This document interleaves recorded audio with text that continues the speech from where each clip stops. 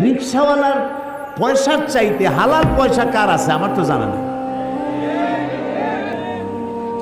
কি যে কষ্টটা করে, সারাটা দিন অমানবিক পরিশ্রম করে। আজকে রিক্সাওয়ালা দেখে যুবক ছেলে কলেজে বা হাই স্কুলে পড়ে, রিক্সাওয়ালার দাড়ি পাকা, এই রিক্সা এদিকে আসো, তুমি তুমি করে কথা বলে। আমাদের ওদিকে বলে, বগুড়ায় বলে না, বলে আহারে ওই রিক্সাওয়ালার বয়সের চাইতে তার নাতির বয়স হবে। সে তাকে, যেহেতু সে শ্রমিক কাজ করে খায়, কাজী তার দাম নাই। ঘুষ খায় যেগুলায়, ওগুলার দাম আছে।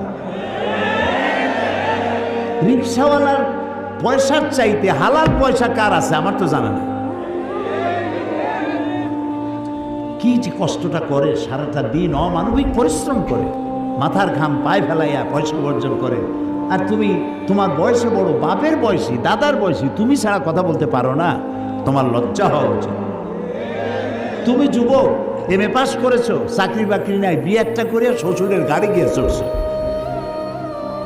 হাল চাষ করো না, ইজ্জত যাবে। এমএ পাস করছো তো বেবিটিক্সি চালাবা না, ইজ্জত নষ্ট হবে। তুমি এমএ পাস করলেও রিক্সাওয়ালার দাম বেশি আল্লাহর কাছে, কারণ রসুল বলেছেন আল কাসিব হাবিবুল্লাহ, সহস্ত উপার্জনকারী ব্যক্তি আল্লাহর বন্ধু। সুবহানাল্লাহ। সুতরাং ইসলাম শ্রমের মর্যাদা দিয়েছে, শ্রমিককে উপরে উঠায় দিয়েছে, সমস্ত মানবতার অধিকার দিয়েছে, সমস্ত ধর্মের অধিকার দিয়েছে।